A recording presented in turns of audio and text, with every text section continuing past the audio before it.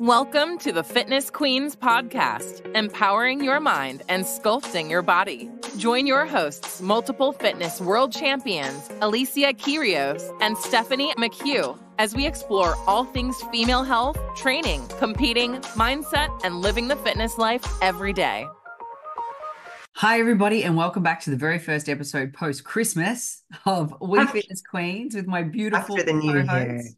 Happy New Year, everybody. And Happy New Year to you, Ali. Refreshed, ready to roll. 2024 is before us, and we're ready to kill it, aren't we? 100%, 100%. And, look, we were talking about, offline, the things that we're stepping into in 2024 and recognizing that show schedule and show season, the competitive season is right upon us. And I literally just did this post in the last week. I had, we're having just a conversation, the team and I, and we're talking about red flags. And one of my girls was like, I'm just going to record you for a second. And we ended up doing a post and we made it, quite conversational style post.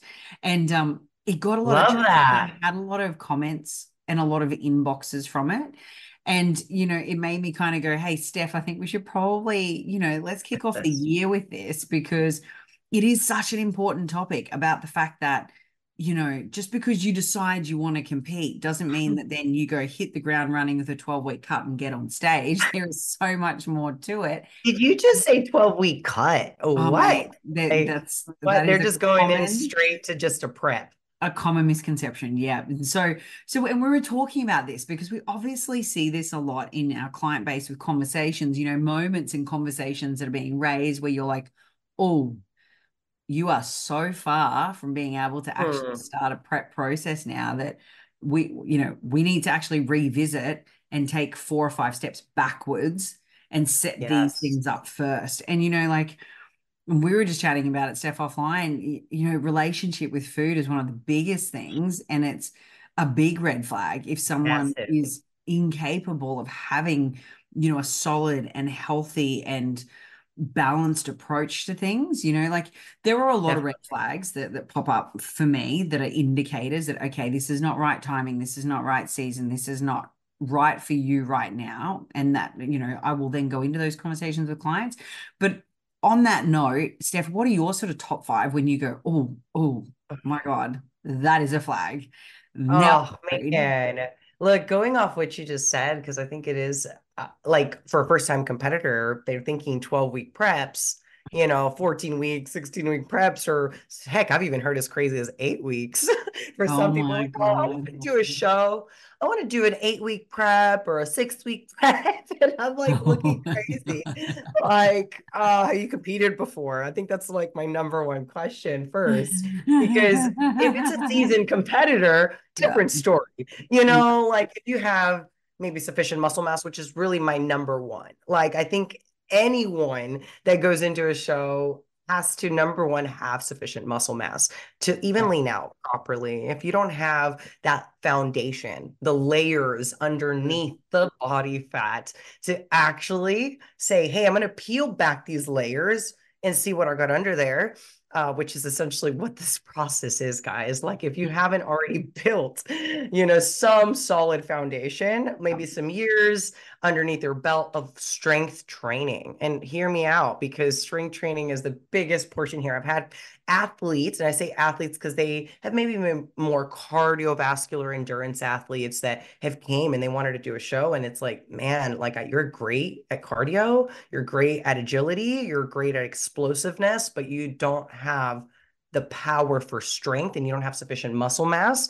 to be able to, let's say, get leaner and see something better. So in that case, number one thing I have to look at, and I would say is my number one, is muscle tissue, right? Lean muscle mass. So number one would be years underneath their belts, how much muscle tissue they have, and can they actually do a cut and not suffer? Meaning, of course, it's going to be gruesome, but not suffer in the aspect hormonally, that deter their health. I think those are the first things that I would definitely look at. Secondly, would just be if they have really bad relationships with food, like you said. I think that's big, huge red flag. Huge red flag with the food. Like if they don't know really categories, what these food categories do, how they supply you fuel. in how to actually combine meals. Because people that don't have a good relationship with foods then actually go into this all strict mentality and can't do, obviously some other things. And doesn't mean that you have to be extremely flexible, because I actually don't believe in going into the last few weeks. We've had this conversation on the podcast. It's good to a certain extent, and then you got to like pick up the level of how you actually, go into prep. Meticulousness. So yeah, it just goes into how you actually can address food. Do you understand the value? Do you understand, what it does for you? You have no bad relationships with food. So I think that would be my second. My third would definitely be like probably someone that has never done this period, like particularly with someone that's never done a prep, has not tracked food in general, like just doesn't understand tracking output. Like for me, it's really expenditure, even tracking, because some individuals don't understand how much they're burning, how much they're expending calorically. Therefore, they don't ever create a deficit correctly or in a time manner. So that would be understanding your output, your intake. And so that would be tracking just in general, just knowing where your base level is at, what creates a deficit, what kind of strategy, which leads me into my, I guess, next one would be like not having a game plan and just not knowing how this process works. So yeah, it's going to be tough. Yeah, it's going to be a little hungry, a little tired. Sometimes. Yeah, but then you're going to have good days. So it's like just understanding the process, your forecast. I always say this to all my clients. I'm gonna give you a little forecast, because like I watch the news just for the forecast. Like I don't know about you, but I don't watch the news to know what the hell is going on, because the media is just in my forecast, corrupt. I just want to know what the weather is like. So I want to know if it's going to rain. I want to know if it's, going to be sunny for the next few days. So a forecast to me as a coach telling my client is like, this is what to expect. So if you don't know what to expect and you don't know what's to come, you don't know what a game plan to have, then we're probably not ready. So which leads me into probably, having body issues or the wrong timeline. So you've got just so much going on. It's just not realistic. It's just not a realistic time. That's actually a great one. That's a great one, because the red flag of schedule already too full, commitments already, way too heavy for you to actually lean into it and execute it without give it 100%. Additional undue stress. Exactly. I like that one. I didn't actually have that one, but I think that's a great one, and probably one that most people, overlook. So I think that's great. And, we sort of talked about some of the things that pop up where we're like, oh, okay, we need to reassess this. And I think, on the back end of that, for our first time competitors, I would suggest finding out what your why is. And I know we've talked about this on previous podcast episodes, but it's like, it should never come from a place of I'm racing away from this. I need to change this about myself. I need to look different because of, usually stemming to self-confidence and esteem issues. Instead, it should come from a place of, hey, I want to set myself this challenge. I want to take myself to another level. I want to chase self-improvement. I want progression in my physique. And, I really want to test myself as an athlete. Like, it should be about those conversations. And I find if it is largely, you've tended to already tick the boxes on the things that are key parameters to know that you can have a successful prep. And so on the back end of that, if you're not running away from something and you're running towards something and you're trying to challenge your limits, usually you are already exhibiting a lifestyle conducive to prep. And what I mean by that is, and we've talked about this, you are really quite good with tracking. You have a level of accuracy. You are really well, you've got a good nutritional literacy, really well versed in, the basics on nutrition and fuel and timing and why things might be incorporated into the diet and the impact they have on you. You would be someone who has followed a training regime, and you are not a gimmicky tick and flick and follow all your influences and change things because you feel a little unmotivated one week. You're someone that does the basics, executes them well, masters them, continuously, progressively loads with them, and probably has the same lifting structure for 8 to 10 weeks even. Sometimes I get 12 weeks out of mine as long as I can continue to load.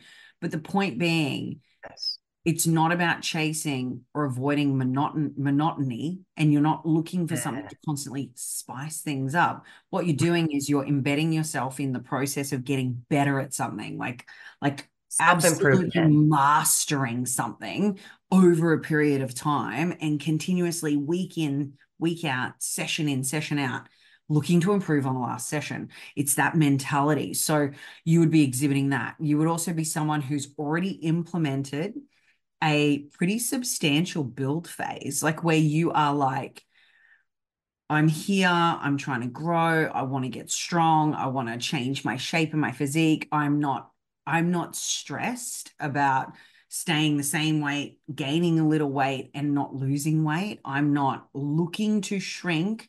I'm actively leaning into this space of, potential more curves and potential discomfort. But it's more about, challenging yourself in that space before you even try a cut phase.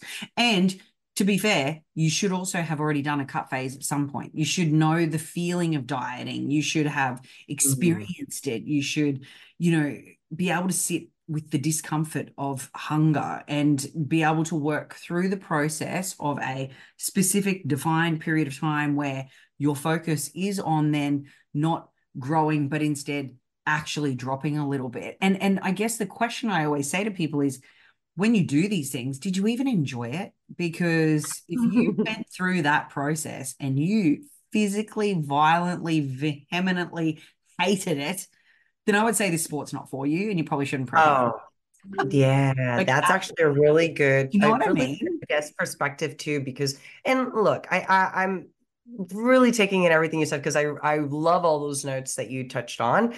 People being, extremely knowledgeable already or having gone through maybe some mini preps or mini cuts or something Yeah, of that nature. But let's just be real here. Anyone can do a prep. It's as long as they're coachable. Like if they're correct. coachable and they're Yeah. willing to just take, Mm. your guidance. And as a coach, of course, you're a good coach and you're guiding them correctly, then you are actually going to walk them through all these things. You're going to Yeah. teach them the Yeah. deficit is, actually something normal, right? Like to Yeah. feel hunger.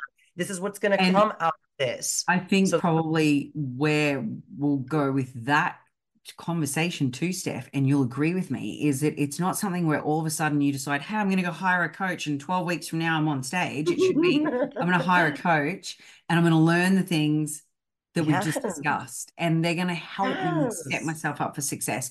And we're going to have the blueprint and the baseline and the pre-prep phase under my belt.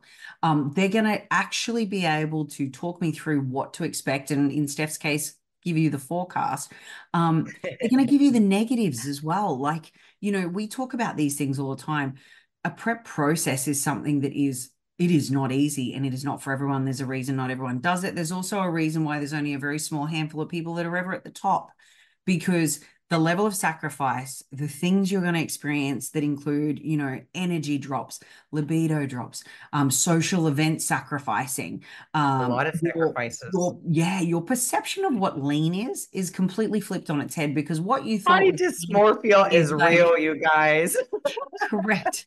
So not even what you're going to get to stage, looking like. And then letting go of it on the other side as you recover is a whole nother bag of tricks. And, you get to this place where you have to expect to feel very, very, very uncomfortable at times in the process. And, I find that if you're not working with someone that's already giving you those expectations and warning you of this will be around the corner in this next step or in this next phase or in this next adjustment, you can expect to feel this, and this at these points in time. Man, it's going to be something that will be so hard to work your way through. So, I It is think you're very so hard to right. navigate. I think coachability is a big thing. I think having worked with the coach to set these foundations up prior to the cut, imperative.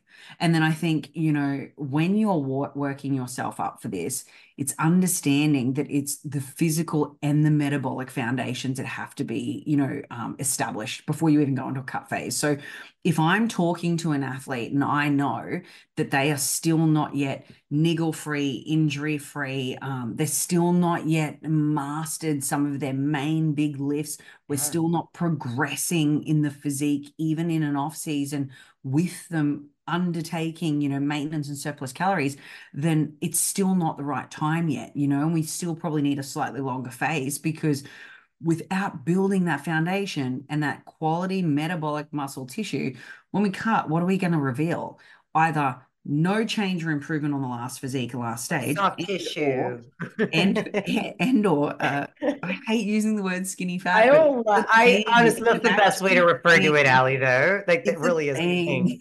I just say soft tissue to be nice, but like it's Yeah, skinny it fat. is. Like It is. you actually look skinny fat. You're a skinny individual, and you still feel fat. Like you actually feel it, but you're not. It's Like just you're really not actually the not quality. aesthetically. Correct. There's not the quality firmness and shapeliness and, The hardness of the tapers that we muscle. need with those, exactly those There's no little. hourglass shape either. I think a lot Correct. of girls are like, well, why don't I get the waistline? Why don't I get my abs? Like, I'm like, You girl, haven't we built gotta get everything your else habits yet. under control. Number one, we gotta get the habits lined up because, Yeah, like so you're true. saying, if you haven't already done something to set up Yeah. habits, strength training has to already Yeah. be done. Like, I Yeah. don't care if you're a beginner. Honestly, I've had some of the best like first timers, and I mean that I because they're love my first with timers, me.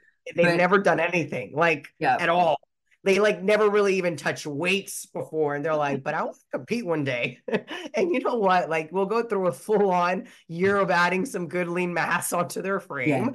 And then we'll discuss like what this looks like Yeah. going into an actual prep, because really Agreed. notice how I'm saying, let's build for a good year before Mhm. we actually discuss going Yeah. into a process of trying to peel back some of those layers. And it may not be as necessary for some individuals, because some individuals come from, being ectomorphs, versus a Yeah. meso, and like Yeah. just trying to understand their body type, their genetics, their genes, how they develop muscles. Some newbies, man, it's a pretty amazing how much they build muscle their Those first year. newbie gains. I'm always so jealous of it. Like, oh I my wish it was God. always like that though, because then they get I wish I discouraged could have that down the time road. back again. If I could So have if you're that time listening to back this, again, I you're would a be a beginner, like, beast. take advantage, man. Like take advantage of the Yeah. fact that you can actually add Yeah. on quite a bit your first year and see some pretty Yeah. massive changes your Yeah. first year, because you're essentially starting in a clean slate.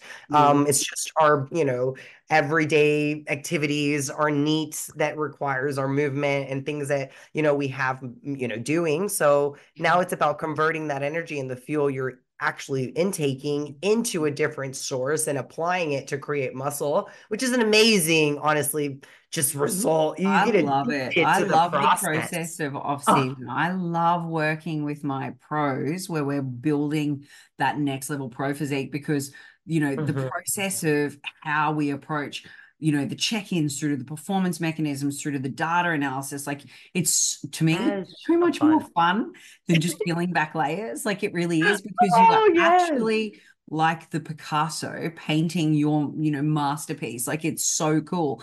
And I never understand Addicting. how people freak out about an off season, because I'm like, man, that's where the freaking magic happens. That's where you build the champion physique. So, I Amen. think so. Working with someone that can coach you through that, if you have issues with that, is first key that you have to work through.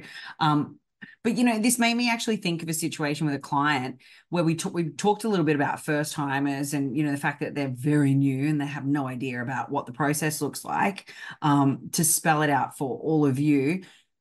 But it's a different thing again when you're actually working with someone who is an advanced trainee, been Mm, training for a long time, might have transitioned across from like a very power-based different. sport, has a understanding of nutrition, but has been fueling for a different style of result, Approach. right? Or a different Yeah. sport. And so their approach might not be as well balanced, or have strategies included in it for weight management and hunger management, and all these other things are important as we get into a cut phase. And then they also like I found I've got one client in particular that keeps coming to mind in this conversation. The pre-prep phase is so important with these individuals. And it's not because they don't have the coachability or those basic blueprints on the things that we, know need to happen from a understanding of tracking through to quality tissue, through to training, knowledge. It's actually about their ability to have the habits, rituals, and schedule and routine for a prep phase and a cut phase, because they don't typically come from it. So this is where a pre-prep phase is super important. And I have this athlete, so she's incredible and, can track macros, no issues. When we're in our off season, obviously we're always flexible. I allow for all of that. When we get into the nitty and gritty of a cut phase to stage, we like to optimize their structure and make sure we get the best result leading into the stage, right, from a conditioning perspective.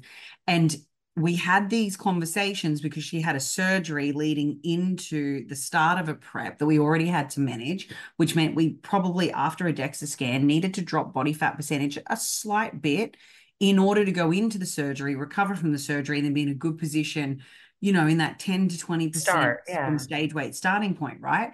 So we had a lot of conversations around, okay, these are the targets, these are the parameters, and I'm talking even down to, total sugar intake for the day. And after about 6 weeks, we identified that she was having a lot of issue hitting, fiber and the sugar. So keeping the sugar under 100 grams a day. I was like, babe, what are you doing? What are we eating? We go through this. Like, what the? It's all, yeah. It's a lot. We had a lot of fluctuations. And when I talk about fluctuations, I'm talking, sort of 20 grams out in certain macros. And, maybe went as low as 5. That's inconsistency, though, guys. There was inconsistency. It's inconsistency. A lot of variables, a lot of fluctuations. So life happens. It's correct. Like, let's just put it that way. Like, something's always going to come up. Correct. So giving yourself buffer. So anyone's listening that's planning to do a show, this transitional phase we're talking about is so imperative to make sure that you set up a progress rate that's actually, the rate that you need, not too slow, not too fast. Correct. You're actually creating something that in your timeline. Let's say give yourself an extra few weeks to do this pre-prep phase. Ali refers to it as, I refer to it as a transitional phase into prep. Like, hey, we're going off this off season, right? Building phase. And we need to transition into prep. Yeah. Like, it's not just going to happen overnight. Yes. It's the headspace and it's the accuracy, because as a coach, but also as an athlete, there's nothing more, I would say, limiting, frustrating, and anxiety building than feeling like you're not hitting the target points on expected rates of loss, right? But the only thing that will, delay that process of, rubber meets the road, hitting the targets and nailing it, is how long it takes you to get into the level of consistency, accuracy, compliance. It's those things, right? So what we did was I set her aside and went, right, this is it. You now need to be meticulous. These are the actual targets. If you don't hit them, and if you don't actually get these systems, habits, routines, and rituals in place in the next 6 weeks, and by this date, which was the kind of the cutoff point to be where we needed to be, we haven't achieved this, you can't do that show. Game over. You will not be competing till the end of the year. That is I love that word, because you will not make the stage deadline. We will not put the most competitive physique on stage because we'll be too far out from a body fat percentage from a starting point that we wanted. And secondly, you're going to hate it. You're going to have a horrible experience. You really struggle. We're going to have such a slow out of the gate process that it's going to be detrimental to the entire experience. And then it will be detrimental to the whole post-show experience too. So she was awesome. She was like, oh shit, okay, this is serious. Like, I've got to actually pull my shit together. So she did. And you know what? And this is the thing. This is the coachability part, because you can have the clear, honest, open conversation. You can really spell out with very clear data and metrics too. These are the reasons why. These are the points we're not hitting. This is where we're going to fix this. Yeah. And what was great was she was like, okay, game on. I accept the challenge. And within literally 3 weeks, she was so on point, in consistency, 1 to 2 grams only outside of target. Everything was in the parameters that we set. She was starting to drop. She was dropping at the rates we wanted. We literally got to the point of her surgery and we were only 300 grams above where I needed her to be. So that's lovely. That's awesome. It was exceptional. And then what was even better was her attitude, and because she was so ingrained then in this process and these habits and this approach mentally to how she was applying this calculation, and then even just the consistency throughout her days of wear and timing and all sorts of things that we worked on. When we got out of the surgery, she has healed far faster. She's followed everything to the letter. We haven't gone backwards. We are now even at the start of the actual full prep, a little ahead of the schedule that I thought we would be at. Yeah, so, baby, that's awesome. If we hadn't had that conversation, if I hadn't have identified that this was an issue now, and we were still probably 10 weeks from starting a prep, we would have been in serious trouble, and her prep would have been aggressive, lots of unnecessary muscle loss. Like, I just wouldn't have even done it. We would have pulled it. I told her that. I'm like, you're not doing it. If you can't get your shit together, we're not doing it, because I'm not going to put you through it. Right. Yes. Look, on that note, because I find that so many, let's say, competitors that are past competitors that just have bad taste. It's because they do these aggressive preps. They do these 8-week preps and they expect all the work, the build and the cut to be done all in this 8 weeks. And that is so unrealistic. You're not building while you're cutting. Oh, no, you can't. So please just remind yourself. Maybe at certain points, there's still elements of it. Yes. You're preserving muscle mass. Like, I think it's a little good perspective to think of it. It's like trying to preserve as much muscle mass as you can, but you're gonna lose even some in the midst of it. And guess what? You're not gonna build. I'm sorry, but it's not optimal. Exactly. If you build a little, it's gonna be a hair versus you can grow a full head of hair, right? Like during a build, it's like one little strand and might come out and like, okay, cool, thanks. But it's not like optimal. So you can't expect to grow in a cut. And I think a lot of amateurs or people that don't understand think that both are going to happen together. Like, this 16, maybe they even have a good timeline, like 16, 20 weeks, whatever they think, is necessary. But even then, it's not enough time for them to even cut. So to have that misconception of building and cutting, I just want anyone listening to just kind of get that out of their head. Get out of your head. Have the foundation first. Yeah, you got to have it. Yeah. So that example that was one, relatively recent, like in the last 6 months, with an exceptional client, she's actually an exceptional athlete. That's one example of why a pre-prep phase is super important, and the difference, the reasons there might be differences too in where and how and when we apply it.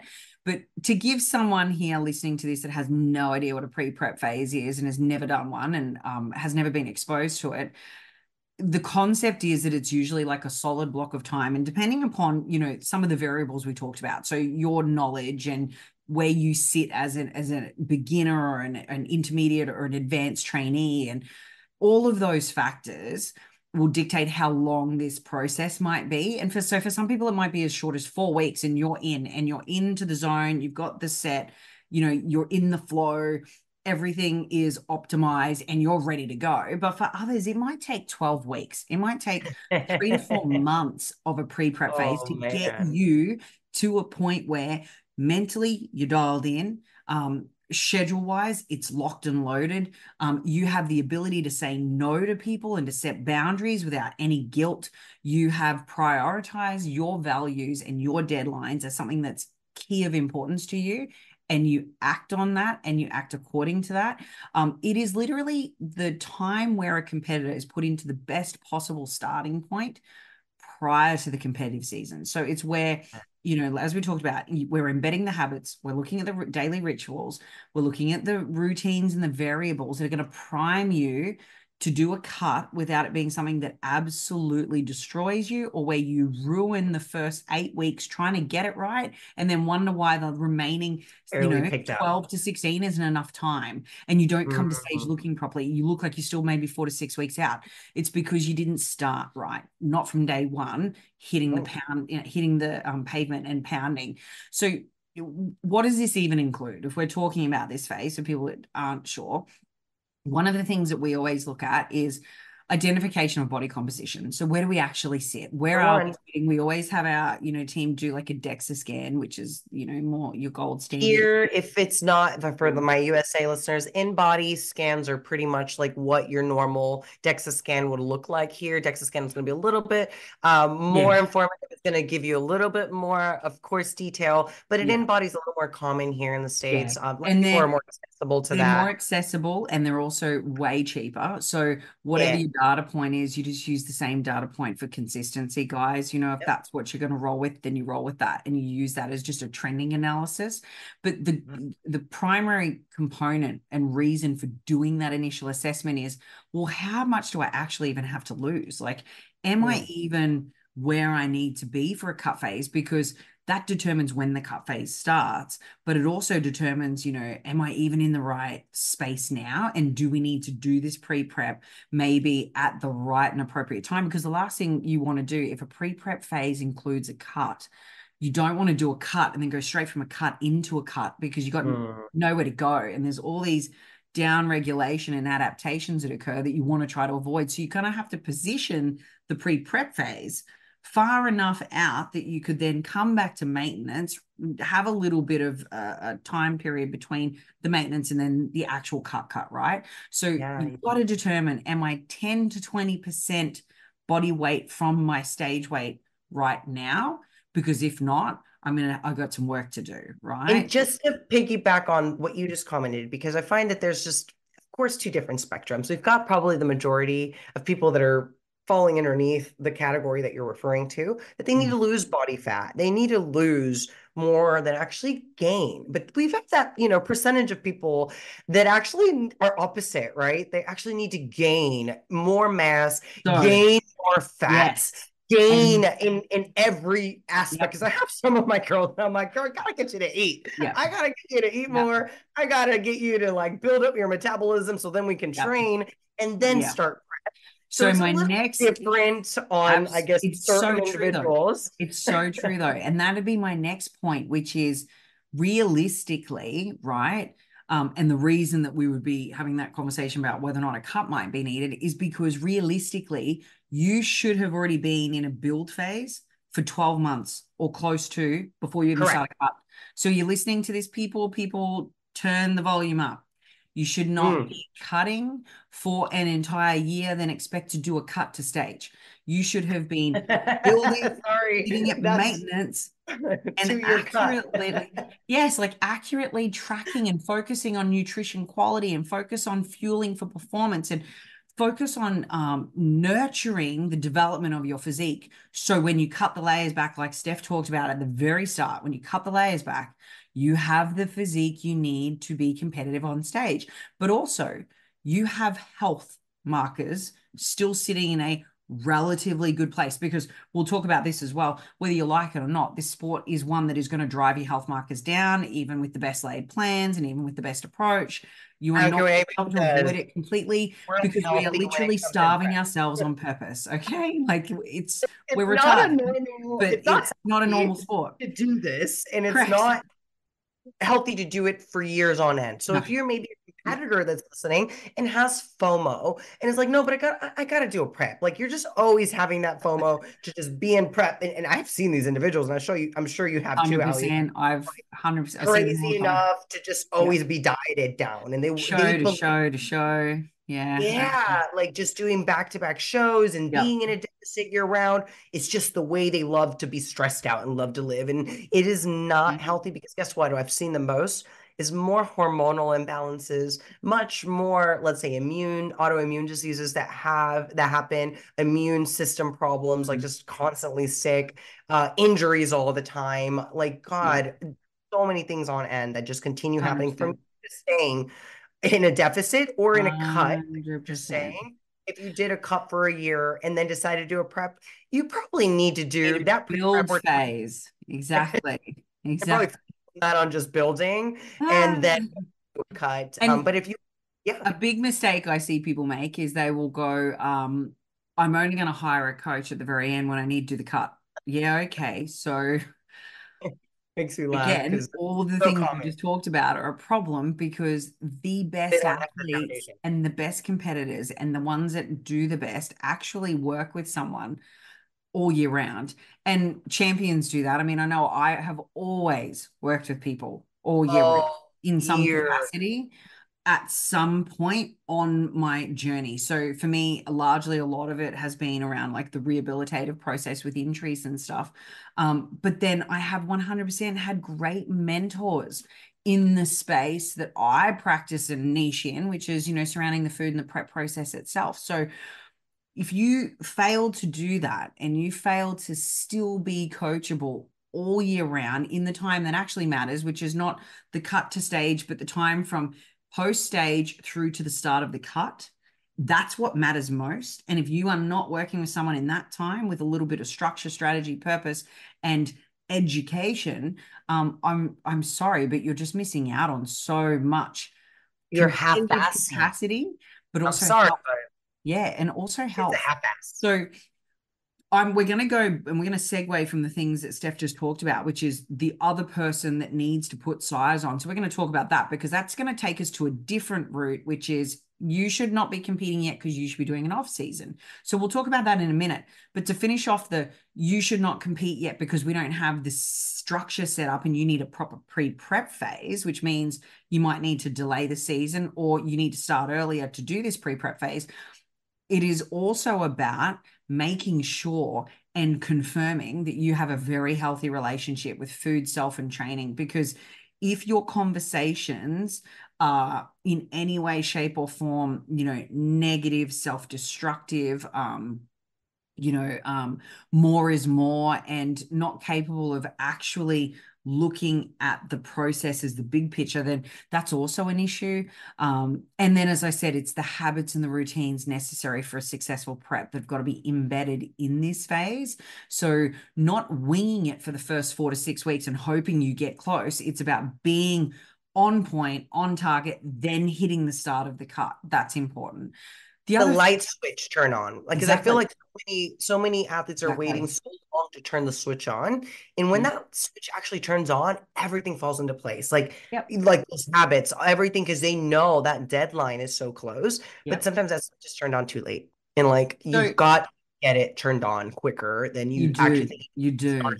And I think part of the pre-prep phase is, the coach guiding people to what to expect. So that forecast, it's yes, promoting the positives and the pros that come out of the prep process and the self-development and the stage experience itself, but it's also being really honest about, hey, this is the shit show that comes with it too, because these are the things you're going to feel at the different times. And these are the things we will do to try to mitigate the depth of which you feel them, and how you survive them and how you get through them. But you want to be aware of it, right? And I think not being aware of those things is detrimental before you step into the prep. You should already be aware of what's coming. I think the other thing is, being really conscious and very comfortable that you can follow a consistent structured approach to nutrition every day in, day out, that you are comfortable working with a meal plan, because I don't care who you are, at some point it becomes a meal plan, people, whether you are initially putting it together with a flexible macro approach or not. There's rigidity and there is structure and there is optimized structure, and it becomes a meal plan. So if you can't do that, then that's another question mark. Right. Work People through. already come into it saying, Correct. I can't plan. And I'm like, well, you're not good for prep. Like, I'll be straight up. Like, if you can't follow something for the same days in and out, the variables need to stay the same for weeks on end. And some people can't do that. It's true. They and do. And the other thing is, inconsistent. It's where food becomes numbers, people. Like, it's almost like food doesn't have the same meaning and the same, enjoyment factor for you for a period of time, because it becomes about fuel, numbers, means to an end, purpose, strategy, and that is it. You know what I mean? Like, that's kind of what it's like. So if you're someone who is a self-professed foodie and can't go without having multiple different dinners a week, then you may definitely struggle / not get the result you want in this process. So that's another thing. But that doesn't mean you can't do it, because I No, want these it's true. foodies out there to True. listen right now. Look, if you're a foodie, True. I want you to realize it's temporary. You're not going That's exactly to right. say goodbye to Short your period of time. foods. It's a short period of time that you're doing it. And I mean, maybe short is not the good word for everybody, because for Well, some when you people, think about it though, 15, but it's short just being, temporary. Like, I don't want to say the word short, because some people will say short is only 4 weeks. Like, I'm like, okay, let's change I'm the thinking short more like 3 months out of yeah, 12, which is still a totally. Like a great quarter of ratio. the year. Like a season, Exactly. right? Like a season. Like, Yeah. but some people Yeah. don't get that, I guess, Yeah. understanding of knowing it's just Exactly. temporary. So if Exactly. you think you're about to say goodbye to your good, like, I guess, variety of meals for a Not at year, all. That's not at that's all the not what we're case. saying here. No, We're not at just all. getting down to the nitty gritty. You've already started your pre-prep. You've Mm. already done good habits. It could have been through flexible macros, flexible approach. Yeah. And then the systems become a little bit more rigid, because we understand the variables that are making your Yeah, body correct. respond a That's certain what it way. is.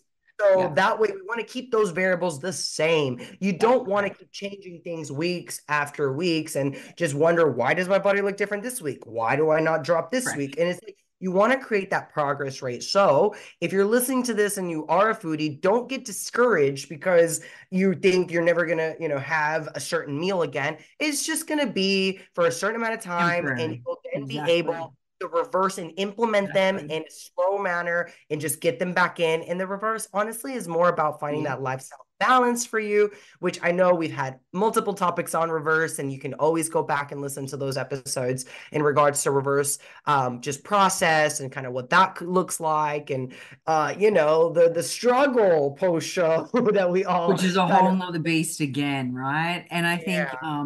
if you're already having conversations and we're already identifying red flags prior to the cut phase even starting, then there is no way you're actually going to make it out the other side of the stage, because that side is even harder than the prep itself, quite largely. And so, when we're talking about the pre-prep phase, that sets you up for the success. It also will weed out whether or not you even enjoy it. It gives you an opportunity to be like, hey, this is not what I was thinking it was going to be. This is not glamorous at all. And Torture. maybe I should reconsider my goals. Do you know what I mean? Maybe I want to do a Not for photo everyone. shoot instead. And there is nothing wrong with that. I think that this gives you that time and that opportunity without completely destroying yourself or your health, to determine if it's even for you. So that's our pre-prep phase. And then when we have those other, side of the scale, which we sort of talked about, where it's, and I have a couple of athletes that have been like this, so we can use them as examples too, where the conversations about actually gaining any kind of weight on the scale in a off-season process and getting their head around food and sitting at the right level of EA, has been so challenging for them that they self-sabotage. They'll have days where they just don't eat all their food, and then they'll go on these crazy, like, wanna, They switch eat damage different. Yeah, control. like it's Oh. it's a mental hurdle for them. Then they can't go to stage, they can't even start a cut, they can't do anything until they move into a place where Well, that babe, that is goes with the body dysmorphia. Like, all those 100%. individuals that struggle 100%. with like gaining a pound or losing a Mm, pound, meaning in the way that they're just on top of like, oh my God, what yeah, happened? Or what do I need to do? Or like my body's broken or it's not fixed. Like all these things that yeah, I guess are narratives you tell yourself. You yeah, might have in this mentality of staying skinny or staying lean yeah, or or having being a abs, or certain like, weight or having abs. Yeah. I think Having what I find, Steph, and you might get this too. For a lot of women, it's like this fear of letting go of a midsection. It's the first thing they always say is, I've put on too much fluff, I've got too much stuff going on around my stomach, like, and they freak out about it. And that's most unconscious. probably the biggest thing that stops a lot of women from actually building their physique and building their metabolism and getting to the place that we need them to be at. So whenever I hear any conversation from someone and there's a hesitancy or a roadblock, or there is, constant conversations where they are putting themselves down, or they're pulling apart or picking apart one or two body zones only constantly, failing to see the progression in other body parts, or even the progression even in that zone that they're hung up on, my immediate thing is always, we're not competing this year.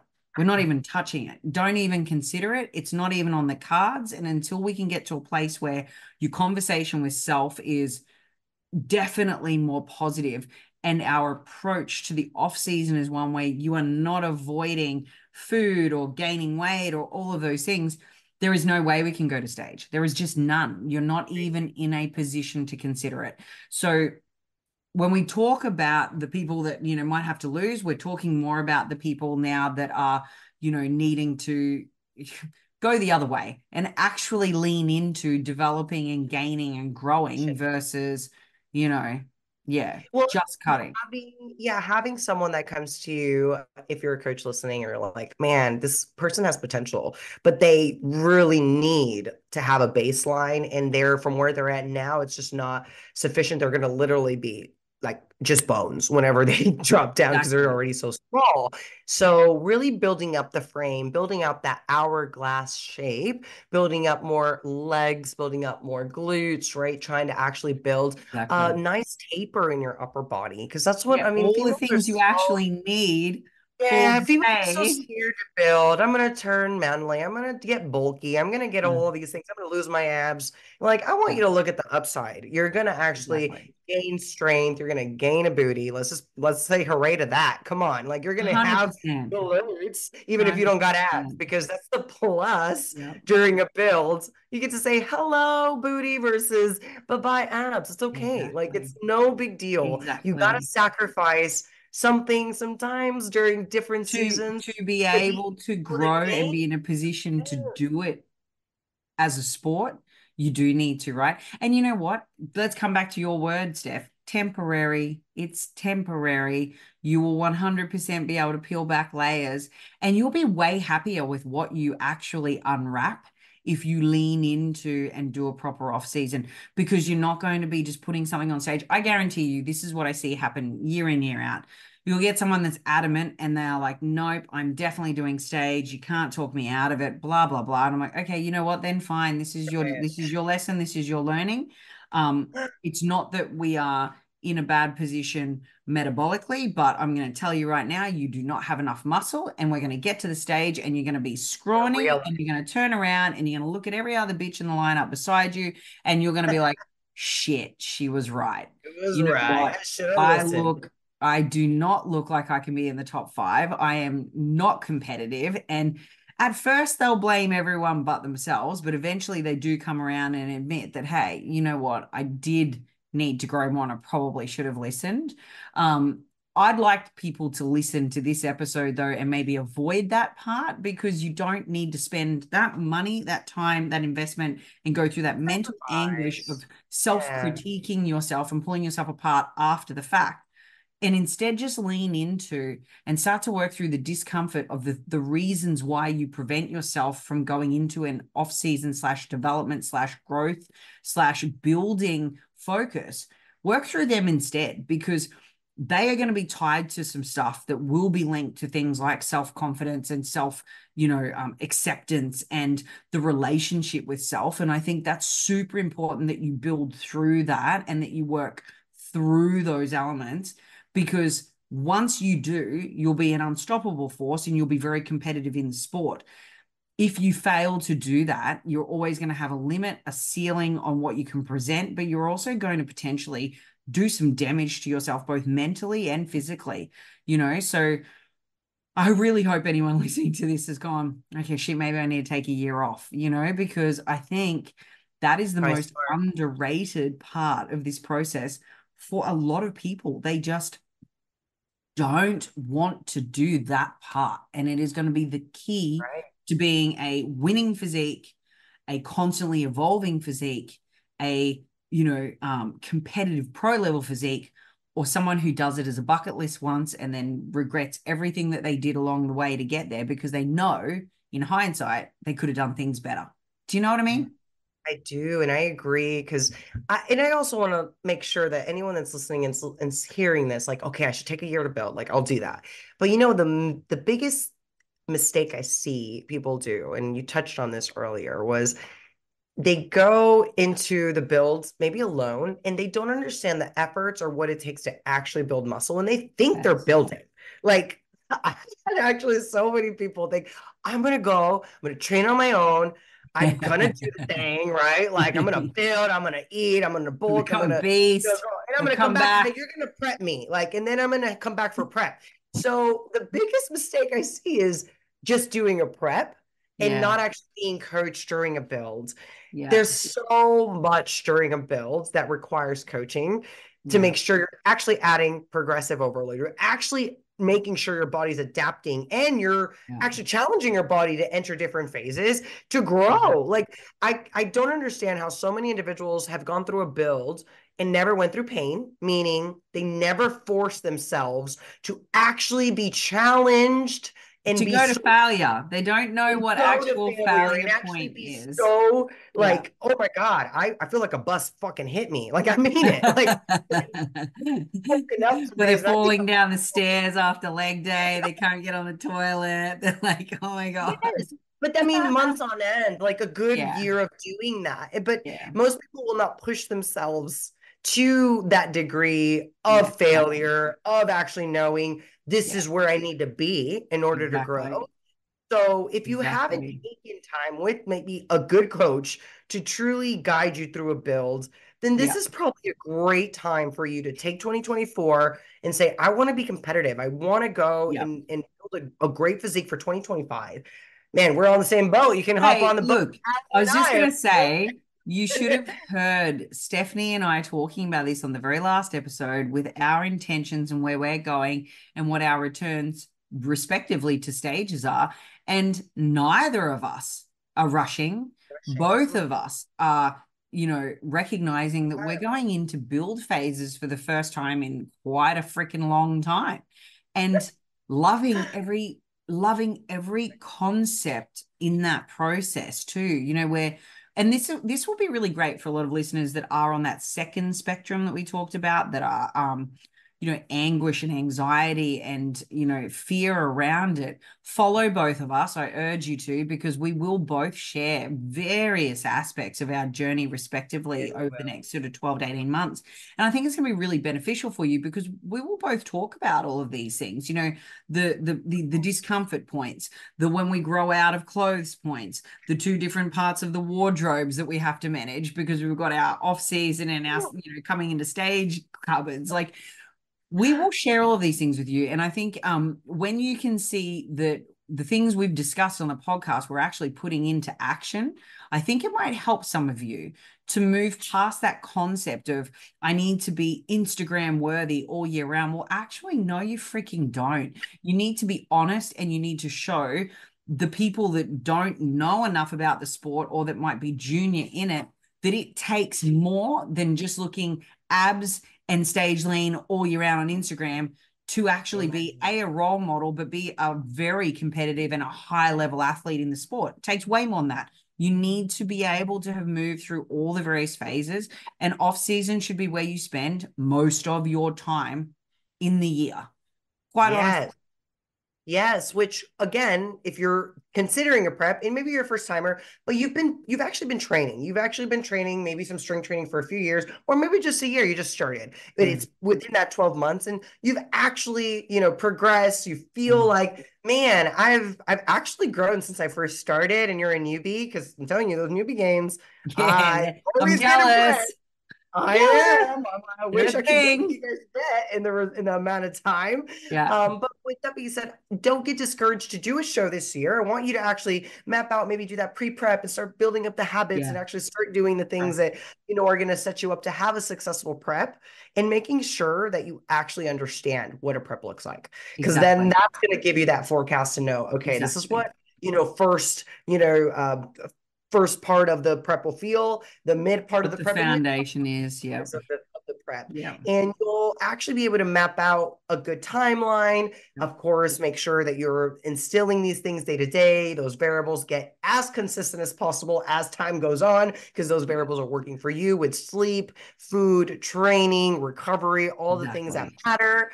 So just make sure So you're doing to these things. recap, I think, and a great way to put it for all of you would be, okay, you've made the decision, I want to compete. Hands gone up. That's it for me. Okay, that's great. So don't wait until the comp prep cut phase to build the following skills. These are the things that should already be established. This is what we've discussed. This is where your pre-prep phase, and this is where an off-season is super important. Number one, tracking accuracy. You have to understand the fundamentals of tracking macros and calories, and you must be able to incorporate this skill consistently and accurately now, not when the cut starts, now.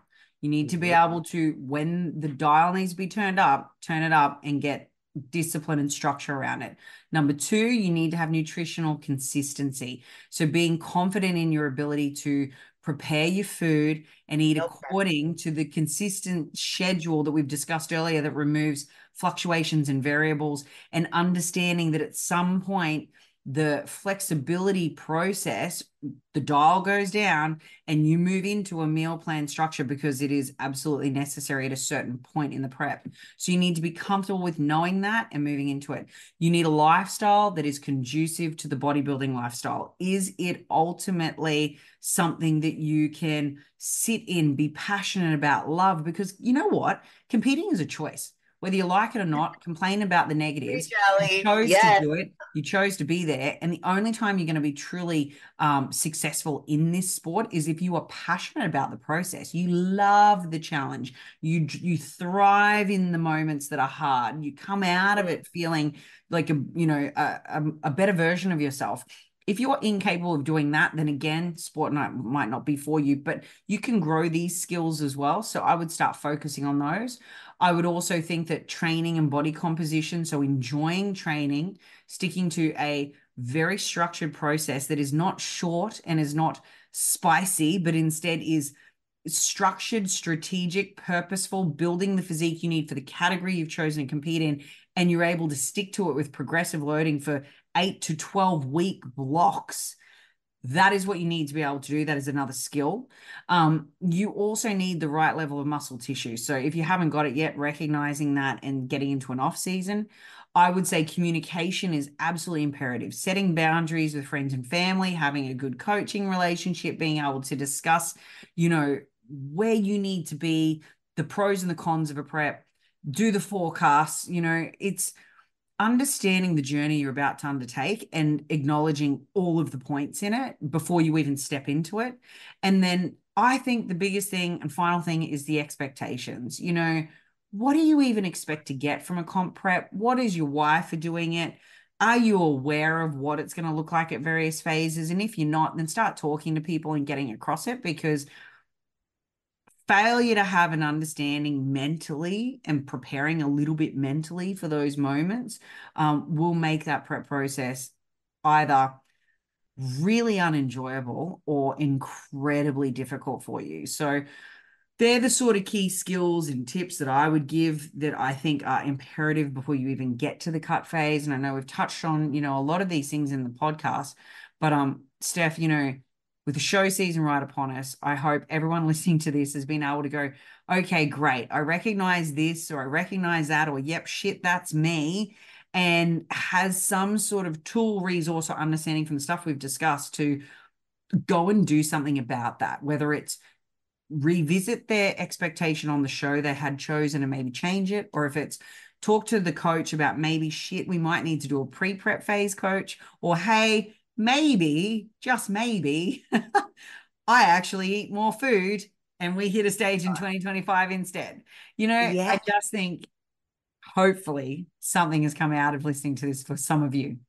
Oh man, I really hope so too. And just to really leave you guys with a little final thing, because you might be having some listeners here and being like, but man, I thought I was going to compete this year. Now I don't feel like I'm ready to compete. I don't think I'm in the position to, go on stage. And I don't want to discourage anyone, because I do believe there's so much power within actually instilling habits for a prep. Maybe physically you may not be ready. You may not be having the right amount of level of muscle mass to enter a category. But just to let you guys know, with the FMG, there is a transformation category. And this category allows you to still participate in the whole show learn what the ins and outs of what it takes to compete, to maybe look at that in the future and say, this is my first deadline. I really want to get my feet wet, but I don't want to put the pressure on myself to say, I have to like be my best. I have to be ready. Like all the notes and key points that we gave today are for those that are ready to enter those classes and categories. Open categories. Yeah. Okay. So like if Open you want to categories. be competitive, you want to bring your best, you want to level up. Everything that we said on this podcast is meant for you. But if you are a first timer and you're like, man, I don't think I fit any of the stuff that they talked about today, I don't want you to leave and think you don't get an opportunity to get on a stage, because you get to still learn how to do all of these things.